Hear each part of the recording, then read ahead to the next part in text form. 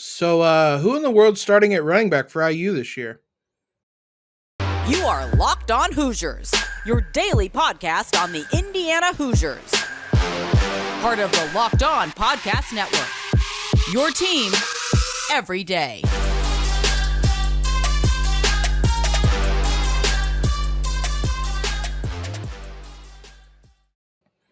What is up, guys? It is Wednesday, June 8th. This is Locked On Hoosiers, your daily one-stop shop for everything IU athletics. I'm your host, as always, Jacob Rude. I want to thank you for making Locked On Hoosiers your first listen every single day. I'm going to continue our depth chart series for the football team by looking at the running back position. We already did the quarterbacks last week. Next logical step is to do the running backs, the backfield as a whole. And because it isn't the 1990s, there are no fullbacks to discuss. So we'll look at the running backs for the Hoosiers. Look, there was probably no position that had more turnover this past offseason or during the transfer portal, during the season itself, than the running back position. The only one that'd be close are the wide receivers, which they had a lot of turnover themselves, but the running backs, there's just nothing returning in terms of production from last season, and that leaves a lot of questions for who's going to get the carries and who's going to step up and what names are we going to be calling this season. And it's a lot of questions. I mean, realistically, I think there's a pretty clear starter, at least on paper. But, I mean, even within the last couple months, losing Gabran Payne, one of the top recruits in the 2020 class, hurts because I think he would have been looked at as someone who could have been a contributor for the team this season. Overall, I mean, when you lose a coach like Dylan McCullough, that's kind of the overriding thing about this. We'll talk about that. And in the third segment, just kind of the storylines for this team, or for this position, I should say. But this is as many question marks as you can have about a group, simply because you don't know, you really just don't know what you're getting. Like, there is, with the wide receivers, there is some returning production. With the offensive line, there's questions, but they bring a lot of people back. There's hardly anybody on this roster that took carries in the Big Ten last season. And so that leaves a lot of question marks. As we do, first, just kind of lay it out as to who is on the roster for the running backs. There are in total 7 names listed as running backs for Indiana. 3, 4, 5, 6, 7, 8 names, excuse me. I forgot Brett Wethington, who is one of the walk-ons.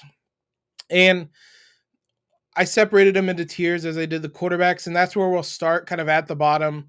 Wethington, Charlie Spiegel, David Holloman, all guys that are going to be in that bottom tier. I know Spiegel, I believe he got some carries last season, and that more than anything shows the state of what IU football was by the end of last season. He had 19 carries in 4 games. He's a fun story. He was obviously, for those that don't know, was as good of a high school running back as Indiana's ever had. If he's playing in 4 games for you, you either need to be Ohio State good, where you're blowing everyone out, or more likely you're as bad as IU was last season. So those 3 are at the bottom. I kind of made a separate tier for one person. That was David Ellis, who's a specialist. He's kind of a third down back more than anything. I didn't really want to put him into the other 2 tiers. You could kind of put him into the reserves one that I have, but I think Ellis is going to get playing time. It's just going to be in very specific situations. He's someone that missed last season through injury.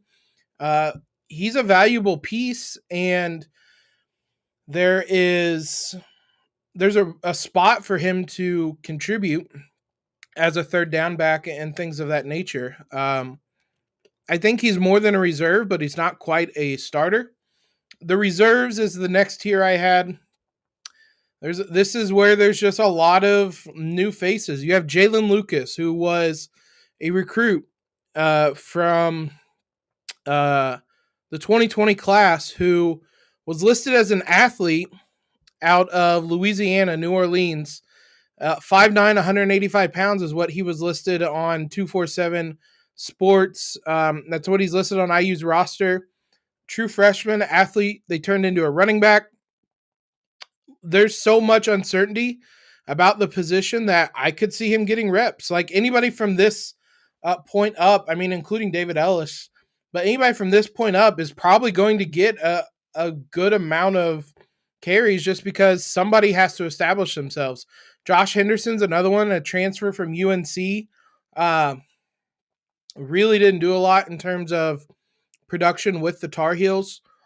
He played 3 seasons, 12 games, had 41 carries in total, did not score a touchdown. So he's someone that kind of exemplifies the uncertainty about this group. Trent Howland is the last one. He is a redshirt freshman who 6'3", 235 pounds, kind of has the build for a big bruising type of running back. But again, know very little about him and what he could bring to the table. Perhaps he is able to contribute this upcoming season, but I would put him at the bottom of that tier. But there's just so much we don't know. To me, the clear starter, the name that I haven't mentioned, the name most of you probably recognize, is Shaun Shivers. We did a podcast way back when he committed, and he's the transfer from Auburn that had moments, had flashes, and hopefully is able to become an every down back and be what the Hoosiers need him to be, because they're going to need him to be really productive. That wasn't something he really was at Auburn. Had 70 carries as a freshman, 371 yards, but continued to go down. Apologies, guys. I have a cough drop. I have a sore throat. I was trying to get rid of it without spitting it up everywhere. But sophomore year, 55 carries. He had 62 his junior year, but his yardage went down every single season. Last year at Auburn, he turned into a kind of a receiving back out of the backfield. Did decent at it, but at IU, he's going to need to be an every down back who produces at a high level, at a level he really hasn't shown yet. Hopefully, with increased responsibility, increased trust, he's able to do that. But there's just a lot of questions we don't really know right now. Let's take a look at some of the battles that are going to come about. It's hard to pinpoint many of them because there's just so much we don't know about this group, but there are some that are worth watching. Before we jump into any of that, though, BetOnline, guys, is your number one source for all your betting stats and sports information. Find all the latest sports developments, news, and odds, including this year's NBA Finals, the NHL Conference Finals, MLB, and of course, all the latest fighting news from MMA and UFC to boxing as well. Big UFC card this weekend. Make sure you guys head on over to BetOnline to place all your bets on that one. BetOnline is your continued source for all your sporting wagering information, including live betting and esports and more. Head to the website today or use your mobile device to learn more about the trends and action. BetOnline, where the game starts. We have an important favor to ask you guys. We put together a survey so we can learn more about listeners like you and make your favorite Locked On podcast even better. This is your opportunity to tell us what you like and what you don't like about Locked On Podcast. Go to the lockedonpodcast.com/survey. That was lockedonpodcasts.com/survey. right now to get started. It's not going to take you very long. And everyone that completes the survey can qualify for a chance to win one of 10 $100 Ticketmaster gift cards. It's concert season. That's basically concerts on us. I can't guarantee that because of the ticket fees are probably $100 themselves. Everybody hates those, but this is a good chunk off of those tickets at the very least. To take our audience survey, again, go to lockedonpodcast.com/survey. Thank you guys for the help. Also, thank you guys for making Locked On Hoosiers your first listen every day. Some women's basketball news. It wasn't really enough to do a whole segment about it, but Nicole Cardaño-Hillary signed back in Spain with a club who I'm not even going to be able to pronounce. Again, it was in Spain. I have that much. She is from Spain, so she is kind of going back home. It's in San Sebastian, Spain. It's IDK Euskotren.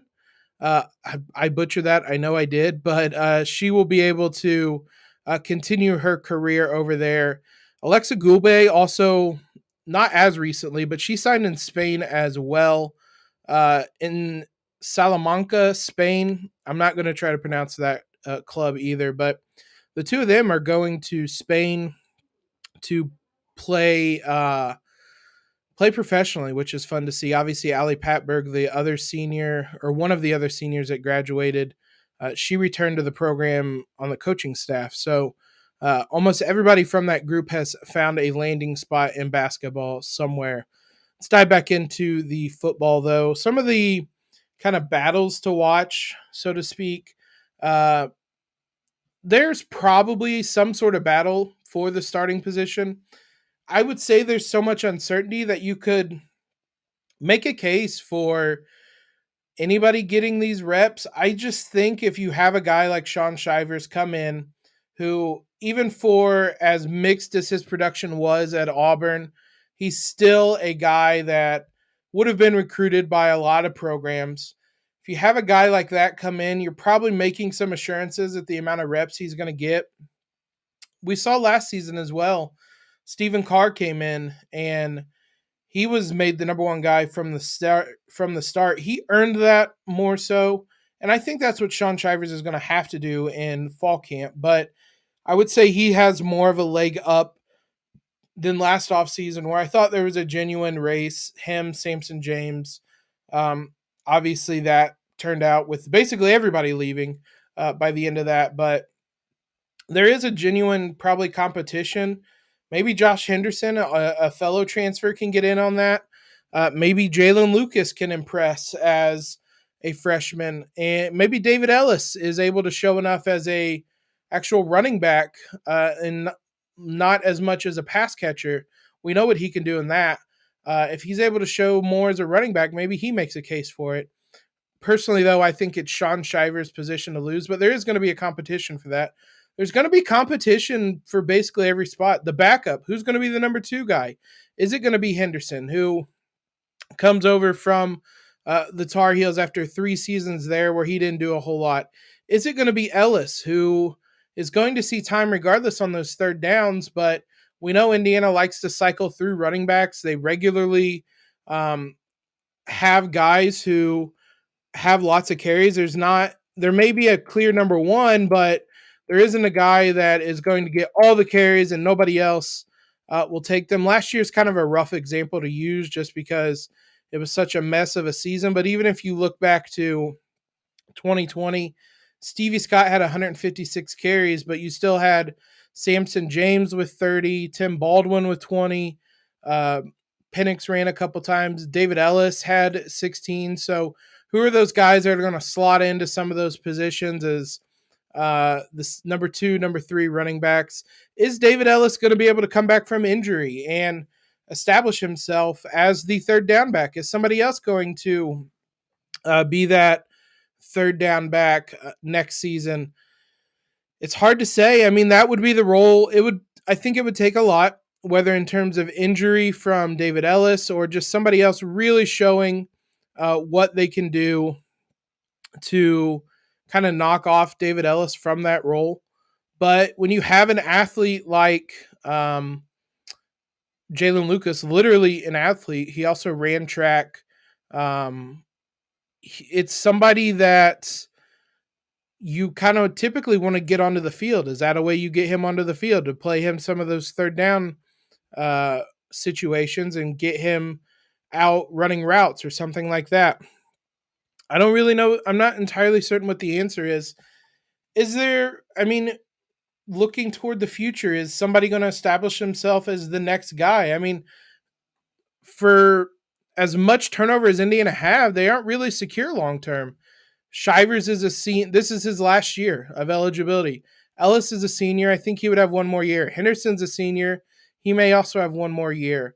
Jalen Lucas is obviously a true freshman. The rest of the guys are freshmen and sophomores, either true or redshirt, but that's still a whole lot of uncertainty about what this position is going to look like moving forward. Is this something that IU is going to have to routinely and repeatedly enter the transfer portal looking for a running back?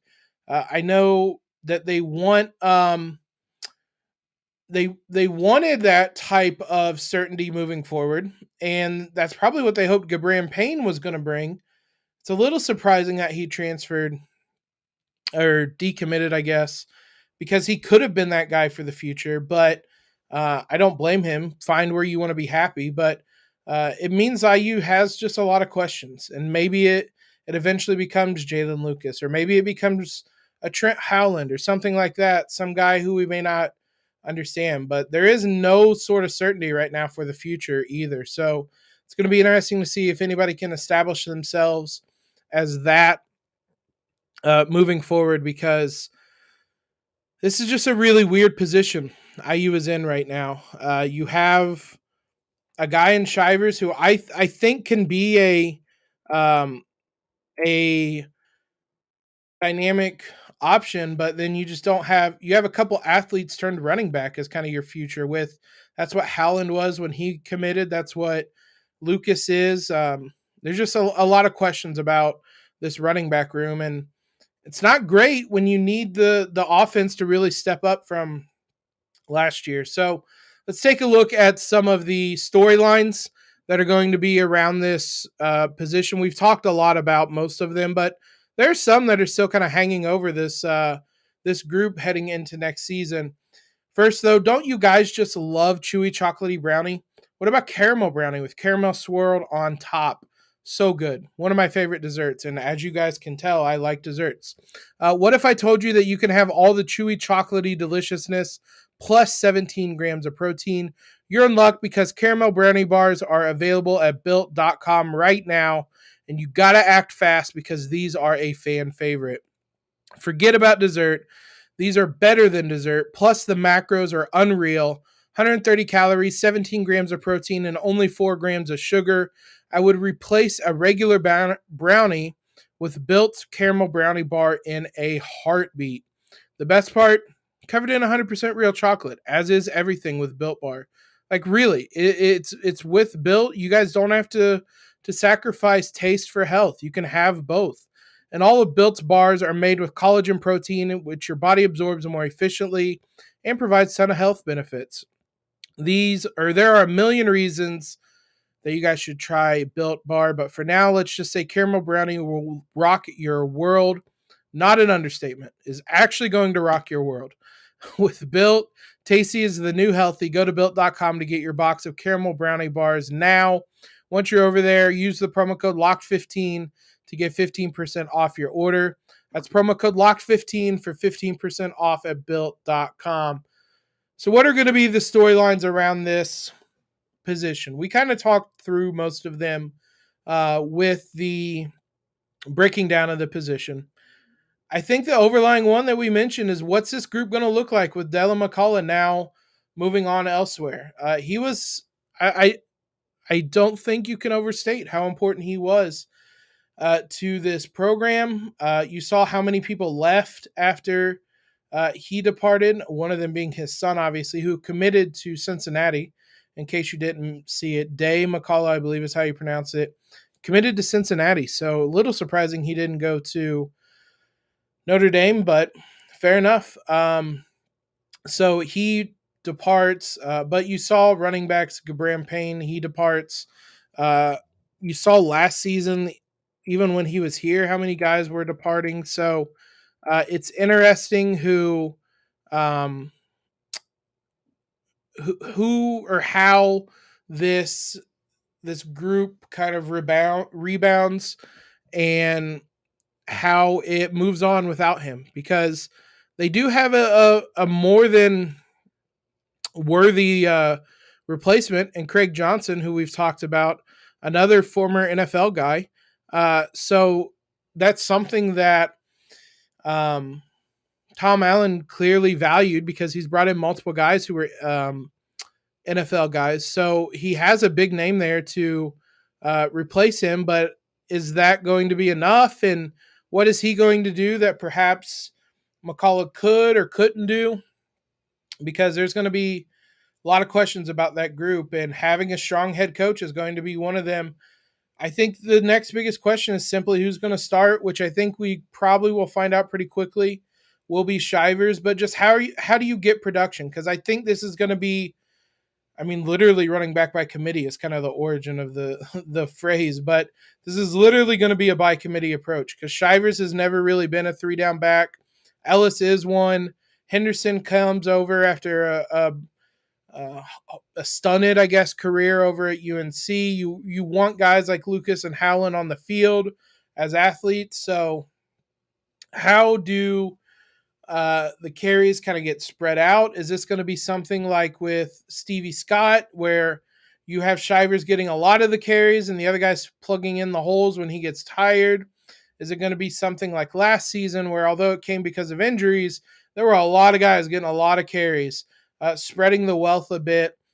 A lot of this comes down to what the offense is going to look like as well, because this offense in the past under Walt Bell have been running back heavy. I don't know how much they're going to be able to do that with so much uncertainty about the running backs. So what is this going to look like in the future? And what is this going to look like in the present? Because neither of those questions really have many answers right now. So this is one of the groups that I think is going to have the most questions to answer. Most we're going to have to find out about a group might be the running back group, because there's just so much we don't know. And so it's going to be fascinating in fall camp to see how this shakes out, who establishes himself, and who is able to lock in certain roles within the running backs, because the race is wide open. I can sit here at my desk an hour away from Bloomington and say, I think Shaun Shivers is a starter, but I haven't seen him any more than I've seen any of these other guys, because we didn't have a spring game. But I am as uncertain as anybody right now. So we'll see how that plays out. Thanks again, guys, though, for making Locked On Hoosiers your first listen every day. We'll be back on Friday to talk with Locked On Heat's Wes Anderson about Victor Oladipo.